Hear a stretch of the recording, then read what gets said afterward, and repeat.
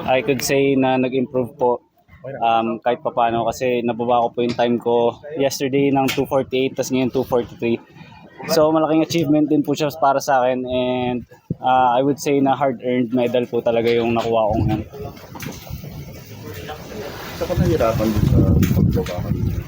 Ang pinaka nahirapan na po talaga ako yung sa bottom section, yung pedaling na po. Kasi after maubos po yung energy sa taas kasi super technical po yung track and marami pong braking pag ano.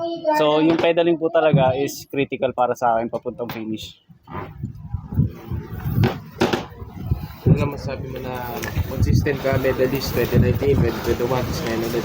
Sobrang happy ako sa performance ko every SEA Games.